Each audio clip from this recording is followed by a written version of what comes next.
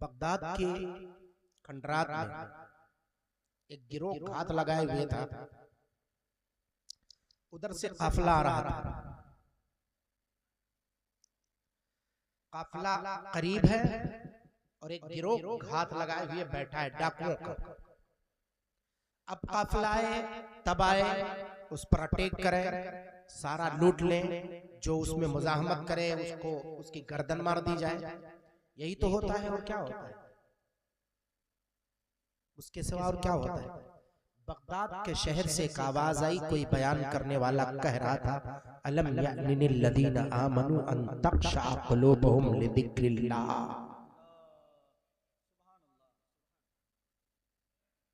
दो घंटे की तकरीरें हमारे दिलों पर असर नहीं करती।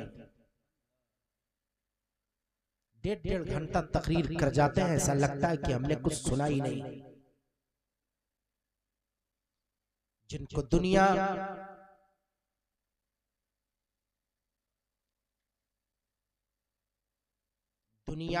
विलायत का एक अजीम रहनुमा फुज़ैल इब्ने अयाज़ के नाम से जिन्हें जानती है, वो फुज़ैल एक डाकू था, घात लगाए हुए बैठा था कि अब आए काफिला तब आए उसको लूट लिया जाए।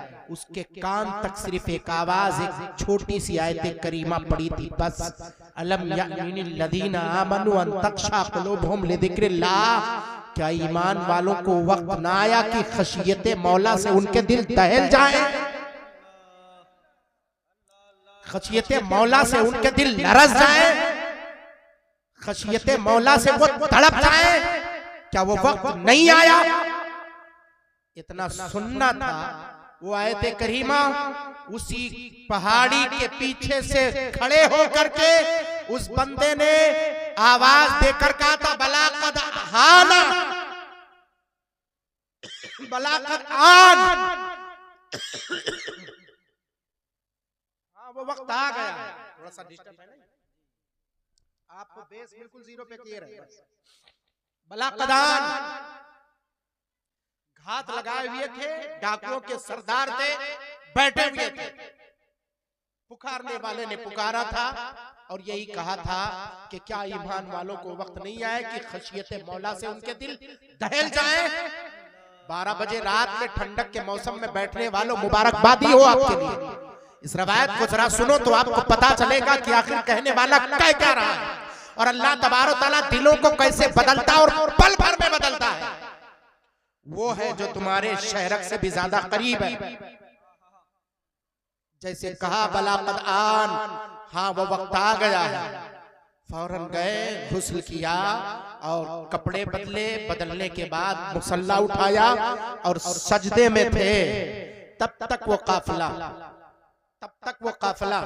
पहुंच गया और पहुंचने के बाद उस काफिले के सरदार ने कहा था कि लोगों, होश से काम लो, यहां पर संभाल करके चलो। ये इलाका फुज़ैल इब्ने फुज़ैल का है। ये इलाका उस बड़े डाकू का है जिसको देखकर लोग कांप जाते हैं। कोई सामने आता है तो उसकी गर्दन मार दी जाती है, बीवियां बेवा हो जाती हैं, बच्चे यतीम हो जाते हैं। अपने अपने तलवारों को मियान से निकाल लो, हथियार को, और संभाल करके चलो। ये इलाका उस फला डाकू का है, उस फुज़ैल का है। फुज़ैल का सर सजदे में है, कान तक की आवाज पहुंची थी। सजदा मुकम्मल किया था और मुकम्मल करने के बाद उठ करके आए थे और सामने खड़े हुए थे। काफिला सामने था। सरदार से पूछा, सरदार कौन है? का सरदार यही है। पूछा, क्या तूने फुज़ैल को कभी देखा है? कहा हमने देखा है। का तू देखेगा तो पहचान लेगा? कहा पहचान लूंगा। का मुझे पहचान करके बता मैं कौन हूँ? का तुझसे कोई वास्ता मेरा नहीं, तू हट जा रास्ते से, हमें फुज़ैल की जरूरत है। का ये चेहरा फुज़ैल का नहीं लग रहा? का ये चेहरा फुज़ैल का नहीं है, मैंने फुज़ैल को देखा, उसका भयानक चेहरा है। अरे इस चेहरे से नूरानियत टपक रही है, ये तो किसी आबिदो ज़ाहिद का चेहरा है। फुज़ैल इब्ने अयाज़ ने कहा, खुदा की कसम तौबा किए हुए अभी देर नहीं हुई, अभी मैंने तौबा किया है और अल्लाह ने चेहरे की कैफियत बदल दी। अरे सही मानों में तौबा करो तो परवरदिगार दिलों की कैफियत बदलता हुआ नजर आता है। नाराए रिसालत फैजाने सरकार गौसे आजम।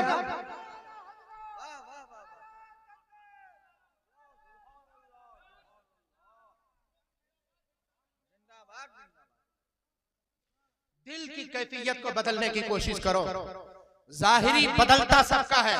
आज कोई इस चोले में है, कल उस चोले में है, कल उस चोले में है। उसको सुनाओ जिसको सुनाना है, दुनिया को दिखाना नहीं है, दुनिया को सुनाना नहीं है। जब मौला तुम्हारा हो जाएगा तो दुनिया तेरे कदमों का बोझा देती हुई नजर आएगी। अरे पहले उसको अपना कर, वो तेरा हो गया, दुनिया तेरी हो जाएगी। वो तेरा नहीं तो पूरी दुनिया में कोई तेरा नहीं। अगर वो तेरा हो गया तो फिर नबी तेरे हो गए, और जब नबी तेरे हो गए तो औलिया तेरे हो गए, और औलिया हो गए तो उम्मत तेरी कदमों का बोझा देगी। और क्यों ना हो कि मेरे आका वो है, बखुदा खुदा का यही है दल, नहीं और कोई मफर मकर जो वहां से हो, यही आके हो जो यहाँ नहीं वो। नाराए तकबीर, नाराए रिसालत मसलके आला हजरत फैजाने सरकार गौसे आजम। कभी भी इस फिक्र में मत रहो कि मेरा मौला सुनता नहीं। तुम्हारे शहर से ज्यादा करीब है, उसे पुकार करके देखो तो जरा सही। क्यों नहीं मेरे आका सुनते हैं, और क्यों नहीं मेरा मौला सुनता है? सुनता सब। आज हमारी जिंदगी के पहलू को उठा करके देखो। हम उसकी रहमत से, हम उसके रहमो करम से बेजार नजर आते हैं। हमारे पास वो इल्तिफात नहीं। और ताज्जुब की बात तो यह है कि आजकल इस तरह से जुमले इस्तेमाल करना मोइनुद्दीन अजहरी का शेवा नहीं है। कुछ लोग अपने आप को मुसज्जा मुकाफा होकर मादरत चाहूंगा और मिंबर पर बैठते हैं। कहलवाने को अपने आप को तो बहुत कुछ कहलवाते हैं। कोई पीरे तरीकत, कोई रहबरे राहे शरीयत, कोई क्या तो कोई क्या। लेकिन एक काश फेरने का काम पहले की तरह होता तो क्या अच्छा होता। सरकारे बगदाद रज़ियल्लाहु ताला अन्हु के बारगाह में कोई आता था तो आका सरकारे बगदाद ये नहीं फरमाते थे, जा मैंने तुझे खिलाफत दे दी, जा मैंने तुझे अपना खलीफा बना दिया, जा मैंने तुझे अपना जानशीन बना दिया। फरमाते थे चल सबसे पहले मुजाहदा कर, पहले उसको पहचानने की कोशिश कर। मुजाहदा करवाते थे पहले उससे, पहले मुजाहदा होता था और उसके बाद बैठकर तरबियत फरमाते थे। घंटों नहीं, एक घंटे नहीं, एक दिन नहीं, 2 दिन नहीं, सालों साल इस जमाना गुजर जाता था, उसकी तरबियत फरमाते थे कि ऐसा नहीं ऐसा, ऐसा नहीं ऐसा, ऐसा नहीं ऐसा। कितने साल तक बताओ। सैयदना ख्वाजा मोइनुद्दीन चिश्ती अल-अजमेरी, मैं आपसे साल पूछना चाहता हूँ, कितने साल तक सैयदना ख्वाजा मोइनुद्दीन चिश्ती अल-अजमेरी अपने पीरो मुर्शिद सैयदना ख्वाजा उस्मान हारूनी के साथ कितने साल तक रहे? है आपको अंदाजा? है आपको अंदाजा? आपको अंदाजा नहीं कि कितने साल तक रहे? 30 साल का वक्फा कोई छोटा नहीं होता है। 30 साल का वक्फा कोई छोटा नहीं होता। इतना वक्फा अपने पीरो मुर्शिद के बारगाह में गुजारते हैं, जिस चीज की जरूरत होती। इतने सालों में आपके मुर्शिद ने क्या क्या सिखाया होगा। जब कैफियत ये हुई तब लेकर के गए अपने मुरीद को और बैतुल्लाह शरीफ के सामने, अल्लाह के घर के सामने खड़े हुए, बाबे बैतुल अतीक के सामने खड़े हुए। और खड़े होने के बाद आपके पीरो मुर्शिद ने यही फरमाया था, मौला मैं अपने आप की तरफ इशारा करके कहा था, मैं अपने इस मुरीद को लेकर के आया हूं जिसे मोइनुद्दीन कहते हैं। मौला इसे अपनी बारगाह करम में कबूल फरमा ले, इसे अपनी कुर्बत अता कर। आज जो कुछ उस्मान हारूनी लेकर आया है, उस्मान हारवनी के पास जो कुछ है वो सरमाया कोई और नहीं, मोइनुद्दीन की सूरत में लाया हूं। मौला कबूल कर। तो अल्लाह तबारक व तआला के उस घर से आवाज आती है, ए हारून रशीद जा, मैंने तेरे मोइनुद्दीन को कबूल कर लिया है, मैंने उसे कबूल कर लिया है।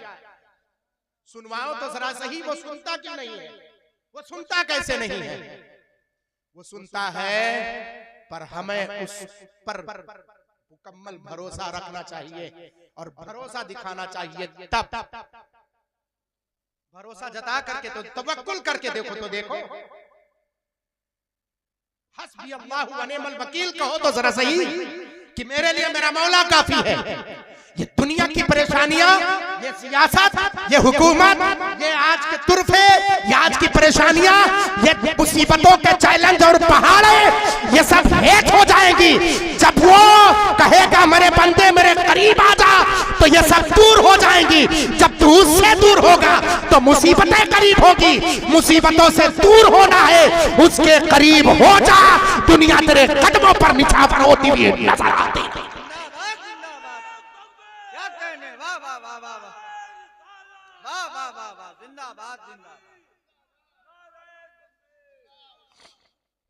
आज हमारे नौजवानों से निगाहों की पाकीज़गी खत्म नहीं होती, निगाहें इनकी पाक नहीं होती, वो बालिगीन के निगाहों में नहीं है। आज पहले यही नौजवान गलियों से गुजरते थे, रास्तों से गुजरते थे तो सलाम आते थे, ऐ शहजादे इस्लाम तुझे सलाम हो, ऐ बावकार शहजादे तुझे सलाम हो, ऐ फरिश्ता सिफत इंसान तुझे सलाम हो। और आज यही नौजवान गुजरते हैं, कोई सलाम करना तो दूर की बात है, कोई अच्छे जुमले इस्तेमाल करने को तैयार नहीं, कोई थूकता नजर आता है तो कोई गालियां देता नजर। क्या हुआ तुझे? किससे तू ना उम्मीद है? तू तो उम्मत का मुस्तकबिल है, तो उम्मत के लिए सब कुछ है, तो उम्मत को अपनी निगाहों से और अपने मजबूत बाजुओं से इस उम्मत को तुझे संवारने का तुझे तमगा दिया गया है, तुझ पर जिम्मेदारी है। आखिर तूने समझा क्यों नहीं? अरे इस उम्मत के, इस कौम के मुस्तकबिल का तू रहबरो रहनुमा है, जरा संभल करके तो देख, तू आजाद है। एक गुलामी की सूरत में सूरह यूसुफ उठा करके देखो, अगर आयत करीमा और सूरह यूसुफ निगाहों के सामने हो तो एक मिसाल मोइनुद्दीन नजरी पेश करता है। सुन, इजाजत है पेश कर दूं? हजरत यूसुफ थे क्या उस वक्त मालूम है? सूरत उनकी गुलाम की थी, गुलाम नहीं थे, सूरत उनकी गुलाम की थी।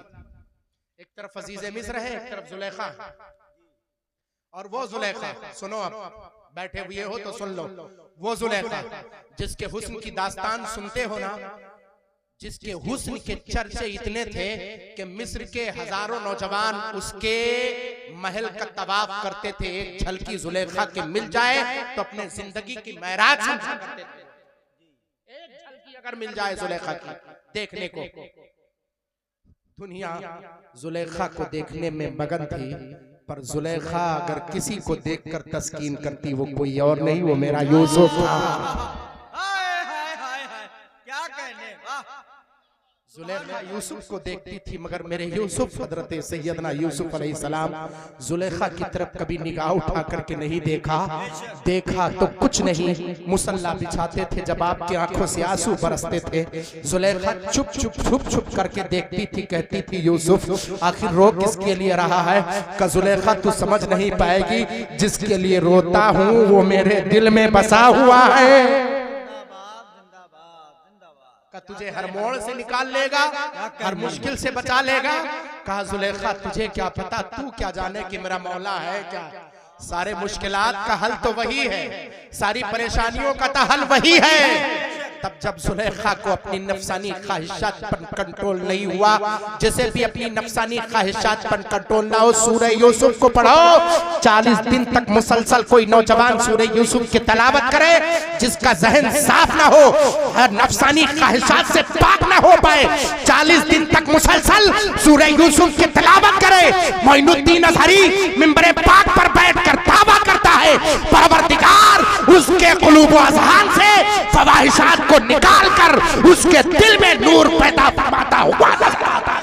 नाराए तकबीर, नाराए रिसालत, मसलके आला हजरत, उलमाए अहले सुन्नत, फैज़ाने सरकारे गौसे आज़म। बहुत उम्दा, बहुत उम्दा। वो हजरत यूसुफ अलैहिस्सलाम है। जुलेखा ने क्या किया जब उसके ख्वाहिशात बढ़े। मैंने आपको बताया कि जुलेखा किसी मामूली औरत का नाम नहीं, मिस्र की सारी खूबसूरत हसीनाएं जिसके हुस्न पर नाज करती थी हसीनाएं, उसका नाम जुलेखा था। दुनिया जुलेखा को चाहती थी, पर जुलेखा की निगाह मेरे यूसुफ पर थी। हजरत यूसुफ अलैहिस्सलाम से क्या काम उसने लिया था? यूसुफ अलैहिस्सलाम मिस्र गुलाम थे, क्योंकि वो मालकन थी, अजीज़े मिस्र खरीद के लेकर के आया था। वो भी एक तुरफा है, कुरान पाक की सूरत में गुजरा हुआ है, वो मिसाल के तौर पर है। और उसको मिसले मिसाल ही जानो, हकीकत ना जानो, क्योंकि नबी हकीकत में गुलाम नहीं बल्कि वही आजाद हुआ करता है। उम्मत का रहबर और रहनुमा उसी कौम का नबी होता है, नबी गुलाम नहीं होता है। समझने की कोशिश करो। अपनी खादमा से कहा जाओ लेकर के आओ, मैं अपनी नफसानी ख्वाहिशात को, नौजवान हो जिसकी निगाहों में बालिगी ना हो, जिसकी निगाह पाक ना हो, कुरान पाक की तस्वीर को समात करो, इस झलकियों को समात करो, तो देखो तो आपको समझ में आएगा हुआ क्या था। खादमा ने कहा चलो, मालकन ने बुलाया है, मालकन ने बुलाया है तो सामान बता, हाजिर हो। चले, पहला दरवाजा बंद किया, और दरवाजा बंद करने के बाद ताला लॉक किया, ताला लगाया। और वो दरवाजे इस तरह से ताले नहीं थे जैसे आज दिखाई दे रहे हैं। कभी आप जाओ और जाने के बाद भूल भुलैया देखो, कभी जाने के बाद ये सारे तामीरात को देखो, है कि नहीं, ताजमहल वगैरह को देखो।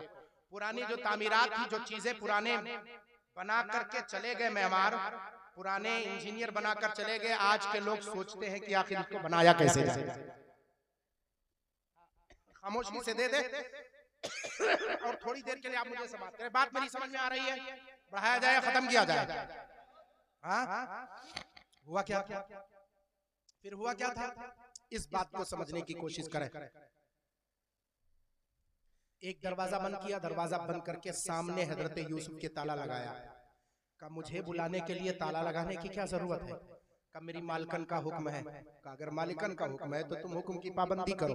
खादमा है, एक दरवाजे पर ताला लगाती है, दूसरे दरवाजे पर ताला लगाती है, तीसरे दरवाजे पर ताला लगाती है। हजरत यूसुफ गुजरते जा रहे हैं, चौथे दरवाजे पर तब बंद करके ताला लगाती, पांचवा दरवाजा उसको भी ताला, छठा दरवाजा, सातवां दरवाजा, वगल्लक़तिल अबवाब, 7 दरवाजे बंद किए थे। कितने दरवाजे? अजीज़े मिस्र ने ऐसा कमरा बनाया था कि उस तक पहुंचने के खातिर, खास कमरा बनाया था, उस तक पहुंचने के खातिर 7 दरवाजे तोड़कर गुजरने होंगे। कितने दरवाजे? 7 दरवाजे। आज कभी कभी देखोगे बड़े बड़े सेठों के यहाँ अगर जाओ, बड़े बड़े लोगों के यहाँ, तो उनके यहाँ एक दरवाजे पार नहीं होंगे, कितने दरवाजों से पार होकर तब उनके खास कमरे में जाकर के पहुंचोगे। कभी कभी बचने वाला जो कमरा बनाया जाता है एटीएस वगैरह और तमाम चीजों से बचने के लिए, जरा इस चीज का जायजा अगर ले तो आपको समझ में आएगा। 7 दरवाजे तोड़ करके कोई पहुंचता तब उस कमरे में जा पाता जहां पर जुलेखा ने मेरे यूसुफ को बुलाया था। और बुलाने के बाद पिछले दरवाजे से कहा था खादमा तू जा, और ताला बंद करके जुलेखा और यूसुफ सिर्फ कमरे में थे, तीसरा कोई नहीं। मालूम है उस वक्त जुलेखा ने क्या कहा था? यूसुफ, अब तुम नफसानी ख्वाहिशात को मेरे मिटाओ, तुम्हारे सिवा, मेरे सिवा तीसरा इस कमरे में कोई नहीं है। तुम्हारी निगाहें मुझे नहीं देखती हैं, लेकिन तुम्हें पता है जो जुलेखा के हुस्न की दास्तानें मिस्र की गलियों और मिस्र के दरो दीवार बयान करते हैं, आज वो जुलेखा तेरी निगाहों के सामने है। मेरी ख्वाहिशात को मिटा, 7 दरवाजों के परे हजरत यूसुफ अलैहिस्सलाम थे हुजरे खास में। चाहते तो क्या नहीं होता, मगर मालूम है हजरत यूसुफ अलैहिस्सलाम ने क्या फरमाया, मेरे मौला ने इस चीज का हुक्म नहीं दिया है, मेरे मौला ने पाकी का हुक्म दिया है, किसी की अमानत में खयानत का हुक्म नहीं दिया है। और यूसुफ ऐसा नहीं कर सकता, का करना पड़ेगा। एक तरफ मालकिन है और मालकिन की निगाह में वो खादिम है, गुलाम है, मालकिन की निगाह में, हकीकत में नहीं। इसको जरा समझने की कोशिश कीजिएगा, बहुत लतीफ और बहुत नाजुक मरहला है। कुछ लोग हकीकत में गुलाम समझ लेते हैं, हकीकी गुलाम नहीं थे, मिस्र गुलाम थे। मालकन ने कहा था तू मेरा खादिम है, तू मेरा गुलाम है, मैं जो कहूंगी तुझे करना होगा। कहा जो कुछ कहे मैं दुनिया के सारे काम को अंजाम दे दूंगा, मगर जुलेखा जो तू चाह रही है यूसुफ से नहीं हो पाएगा। यूसुफ अकेले थे, जुलेखा अकेले थी, वो जिस पर मिस्र नाज करता था। आज भी मिस्र में चले जाओ, वहां की खूबसूरती देख करके आंखें चकाचौंध हो जाएगी हैरत से। 4 साल मोइनुद्दीन अजहरी मुल्क मिस्र में रह करके आया है, मिस्र की हकीकतों को मैंने अपने निगाहों से देखा है। उन दरो दीवार को देखा है हमने, जिन दरो दीवार से हजरत यूसुफ अलैहिस्सलाम के उस रवायत के आवाज़ें और उस रवायत के असरात होते होते नफ्सानी ख्वाहिशात को मिटा कर यही तो नहीं कर सकता, का करना पड़ेगा, का मेरा मौला मुझे देख रहा है। जुलेखा को ऐसा लगा, चूंकि वो खुदा उसको मानती थी, बुत को मानती थी, एक छोटा सा बुत कमरे में रखा हुआ था, अपना दुपट्टा ले जाकर के जुलेखा ने उसके चेहरे पर डाल दिया। कहा अब मेरा खुदा नहीं देख रहा है। जुलेखा से हजरत यूसुफ अलैहिस्सलाम ने फरमाया वो तेरा खुदा लकड़ी का हो सकता, पत्थर का हो सकता, मेरा खुदा वो है जो 7 दरवाजों के अंदर भी मुझे देख रहा है। 7 दरवाजों के अंदर मुझे देख रहा है, मेरा मौला वो है। जुलेखा ने कहा था अब बचने की कोई सूरत नहीं, यूसुफ मेरे नफसानी ख्वाहिशात को मिटाओ, मैं जो चाहती हूँ ऐसा कर। हजरत यूसुफ अलैहिस्सलाम ने कहा ये हो नहीं सकता है, कहा अब तुझे कोई इसको करने से बचा भी नहीं सकता, का मेरा मौला बचाएगा। जुलेखा ने कहा कोई नहीं बचा सकता, चूंकि जुलेखा शैतान का सहारा ले रही थी और हजरत यूसुफ रहमते रहमान का सहारा ले रहे थे, रहमते रहमान का सहारा ले रहे थे। दोनों में जब जंग छिड़ी, बातों की गुफ्तार की, हजरत यूसुफ पीछे हटे, अल्लाह तबारक तआला के बारगाह करम में दुआ की थी। 7 दरवाजे के अंदर थे, मिसले गुलाम थे, मालकन थी, हुक्म दे रही थी। करना चाहिए था हजरत यूसुफ अलैहिस्सलाम को उसके हुक्म की पाबंदी, पर हजरत यूसुफ अलैहिस्सलाम ने कहा नहीं, मेरे मौला ने इसका हुक्म नहीं दिया है। कहा तू 7 दरवाजे के अंदर बंद है, तुझे दुनिया की कोई ताकत नहीं बचा सकती है, कोई नहीं बचा सकता, मेरे नफसानी ख्वाहिशात को पूरा कर। हजरत यूसुफ अलैहिस्सलाम ने निगाहें बंद की, का मौला अब तेरे रहमत का सहारा है, किसी और का सहारा नहीं है, तेरी रहमत का सहारा है। वही नाजिल हुई, यूसुफ तुम पीछे जिस दरवाजों से आए हो उसी दरवाजे की तरफ पलटो। हजरत यूसुफ ने यह भी नहीं कहा कि मौला जिन दरवाजों से चल कर क्या उस पर ताले लगाते हुए मैंने अपने निगाहों से देखे हैं, उधर जाऊंगा तो दरवाजा खुलेगा नहीं क्योंकि चाबी मेरे पास नहीं। हजरत यूसुफ अलैहिस्सलाम ने यह भी नहीं फरमाया बस मेरे मौला का हुक्म है तो पीछे पलटो, क्योंकि रब के रहमत पर हजरत यूसुफ को भरोसा था। अगर हजरत यूसुफ की तरह तुझे भरोसा हो जाए तो तेरी निगाहों में वही पाकीज़गी आ जाए, वही बालिदगी आ जाए, और दुनिया की निगाहों में निगाहें डाल करके कह दे मेरे लिए मेरा मौला काफी है। ऐ हुकूमत के कुर्सी पर बैठने वालों, तुम ये सोचते हो कि तुम्हारी तरफ हमारी गर्दनें झुक जाएगी? नहीं, ये सर झुकता है तो सिर्फ उसी की बारगाह में जिसे अहकमुल हाकिमीन कहा करते हैं। मसलके आला हजरत, मज़हबे इस्लाम, तालीमाते मुस्तफा। क्या कहने कहता ना, अल्लाह ने फरमाया पीछे उसी दरवाजों से पीछे उल्टे कदम वापस पलटो। और उसी दरवाजे की तरफ जाओ जिधर से आए थे। हजरत यूसुफ पहले दरवाजे पर पहुंचते हैं। रब के रहमत पर इतना भरोसा था कि अल्लाह की रहमत मुझे संभाल लेगी। जुलेखा आवाज देकर कह रही थी कि यूसुफ, अब तुझे कोई बचाने वाला नहीं। इन दरवाजों को तूने देखा, मेरे खादमा ने ताला लगाया है। इन दरवाजों को तूने देखा, ये खुल नहीं सकते। हजरत यूसुफ पहले दरवाजे पर पहुंचते हैं। दरवाजे को छूने से पहले अपने आप दरवाजा खुलता है।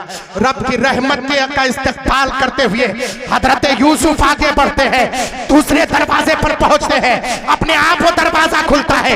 तीसरे पर पहुंचते हैं, रब की रहमत का सहारा लेकर के वो दरवाजा भी खुलता है। जब दरवाजों को खुलता जुलेखा ने देखा, तब उसको समझ में आई थी, अरे यूसुफ का रब ये नहीं हो सकता जो इधर पर्दे में है।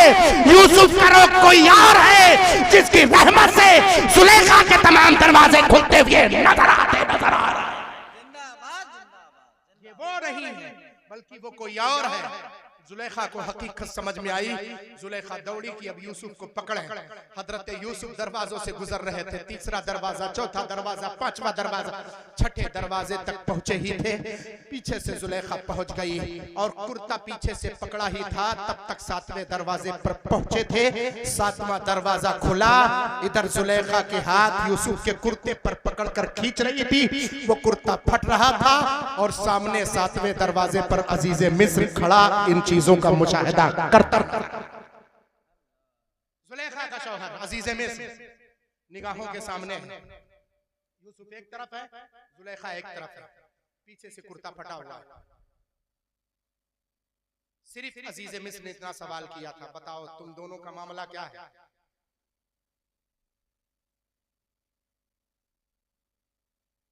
हजरत यूसुफ अलैहिस्सलाम ने कहा था, जुलेखा ने मुझे भड़काया है, जुलेखा ने मुझे वर्गलाया है। और वहां लेकर के गई। जुलेखा ने कहा, नहीं, मुझे यूसुफ ने वर्गलाया है। यूसुफ तुम्हारी इज्जत पर, तुम्हारे बीवी के दामन पर हाथ डालने की कोशिश कर रहा था। एक तरफ यूसुफ अलैहिस्सलाम है, एक तरफ जुलेखा है, एक तरफ जुलेखा का शौहर है। ऐसे माहौल में अगर शौहर के सामने कोई बात आ जाए तो किसकी मानेगा? जाहिर सी बात है अपनी बीवी की मानेगा, दूसरे की क्यों मानेगा? अजीजे मिस्र ने कहा था कि यूसुफ तुम अपनी गवाही पेश करो। अगर आज गवाही नहीं पेश कर सकते तो जान लो फिर तुम्हें कोई मेरे सरजनिश से बचा नहीं सकता है। अपनी गवाही पेश करो। हजरत यूसुफ अलैहिस्सलाम ने कहा था, मैं हूं, जुलेखा थी, वहां तीसरा कोई नहीं था। गवाही कौन पेश करेगा? अगर गवाही नहीं पेश करोगे तो सरजनिश मेरे तरफ से अजीजे मिस्र का फिर मुकाबला तुम्हें करना पड़ेगा, उसके कहरो गजब का मुकाबला करना पड़ेगा। समझ जाओ। हजरत यूसुफ अलैहिस्सलाम की फिर से आंखें बंद होती, रब की रहमत को आवाज देते, भरोसा कर नादान, रब की रहमत पर देख। तू जब उस पर भरोसा करेगा तो जो यूसुफ को सहारा देता वो तुझे भी सहारा देगा, क्योंकि जो यूसुफ का रब है वही पूरी दुनिया का रब है, वही आकबुल आकमीन है, वही हम सबका रब है। हजरत यूसुफ अलैहिस्सलाम ने कहा था, मौला तेरे रहमत की जरूरत फिर से आन पड़ी है। आवाज आई थी, वही इलाही नाजिल हुई थी, वही बच्चा जिसकी आवाज तो अपने कान से सुन रहा है, जो गोद का बच्चा है, जो बोल नहीं सकता, उसी बच्चे को बुला, वो तेरी गवाही देता हुआ नजर आएगा, तेरे पाकीज़गी की गवाही। बच्चे को बुलाए, कहा अजीजे मिस्र ने कहा, बच्चे जिसकी आवाज रोने की आ रही उसे बुलाओ, वही मेरा गवाही बनेगा। अजीजे मिस्र ने कहा, तुम मुझे बेवकूफ और पागल समझते हो? जो बच्चा भी सिर्फ रोना जानता हो, माँ के पिस्तान से सिर्फ दूध पीना जानता हो, अभी बोलना नहीं जानता, क्या वो तुम्हारी गवाही देगा? क्या वो गवाही दे सकता है? हजरत यूसुफ अलैहिस्सलाम ने कहा, कम से कम बुला करके तो देखो।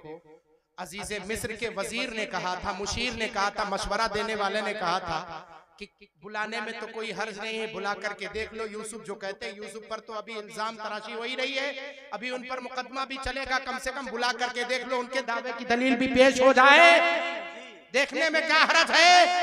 वशहीदा शाहिदुम मिन अहलिहा, कुरान पाक ने कहा कि उसी के खानदान यानी जुलेखा के भतीजी, वो बहन की बच्ची थी, बहन की बच्ची का उसको बुलाओ।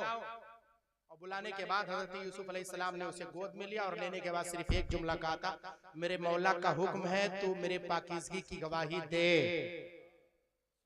वही शहीदा शाहिद मिन आलिहा वक़ाल, और क्या कहा था मालूम है, इन काना कमीसहु कुद्द मिन क़ुबुल फसदक़त व हुवा मिनल काज़िबीन व इन काना कमीसहु कुद्द मिन दुबरिन फकज़बत व हुवा मिनस सादिक़ीन। अगर यूसुफ का कुर्ता आगे से फटा है तो जुलेखा सच्ची, यूसुफ झूठे हैं। अगर यूसुफ का कुर्ता पीछे से फटा है तो यूसुफ सच्चा और जुलेखा झूठी है। अजीज़े मिस्र ने जब देखा था यूसुफ का कुर्ता पीछे से फटा हुआ तो एक तरफ यूसुफ के कुर्ते को फटा देख रहा था, एक तरफ उस छोटे बच्चे की तरफ निगाह थी कि जो बच्चा बोल नहीं पा रहा आखिर वो बोल कैसे रहा था।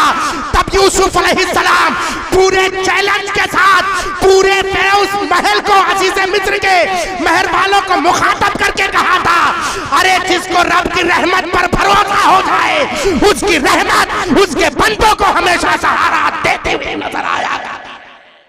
जिंदाबाद जिंदाबाद, उसके बंदों को हमेशा वही सहारा देती नजर आती है। पर भरोसा करके तो दे, एक छोटा सा बच्चा जो बोल नहीं पाता वो तेरे पाकीज़गी की गवाही देगा। ये कुरान ने हमें बताया, किसी और किताब ने नहीं बताया है। किसी और किताब की बात मैं नहीं कर रहा हूँ, मैं अल्लाह के मुकद्दस कलाम की बात कर रहा हूँ। उस पर भरोसा करके तो देखो, वो रब तुम्हारे शहरक से ज्यादा करीब है। तब कहा था यूसुफ यूसुफ इन बातों को छोड़ो, इन्ना कैदकुन्ना अज़ीम, उनका मक्र तो बहुत बड़ा है, बहुत बड़ा है। उनकी बातों को छोड़ो, मैं समझता हूँ कि तुम पाकबाज हो। तब यूसुफ अलैहिस्सलाम ने कहा था वमा उबर्रिउ नफ्सी इन्नन नफ्स लअम्मारतुम बिस्सू। हजरत यूसुफ ने उस वक्त भी कहा था वमा उबर्रिउ नफ्सी, मैं अपने नफ्स की पाकीज़गी बयान नहीं करता क्योंकि नफ्स का काम यही है कि बुराई की तरफ वो ले जाए। मुझे तो अपने नफ्स पर नहीं, मुझे रब की रहमत पर भरोसा था। जुलेखा कह रही थी कोई ताकत तुझे बचा नहीं सकती, आज मैंने जुलेखा को साबित कर दिया, देख मेरे रब की रहमत है जो उसके बंदों को हमेशा सहारा देती हुई नजर आती है। जो हजरत यूसुफ को की नजाहत की गवाही जिसने दिलाई वो मेरा रब है। हजरत यूनुस को मछली के पेट से निकाल करके जो जिंदगी सही मानों में अता की वो मेरा रब है। हजरत मूसा को फिरौन पर जिसने गलबा दिया वो मेरा गलबा देने का काम किया वो मेरा रब है। जिसने हजरत सालेह अलैहिस्सलाम की ऊँटनी को मिलाया वो मेरा रब है। जो हजरत ईसा अलैहिस्सलाम को रफ़ा बख्शी और आसमानों पर उठाया वो मेरा रब है। उसको पुकार करके देखो, जब 3 जुल्मात में मेरा रब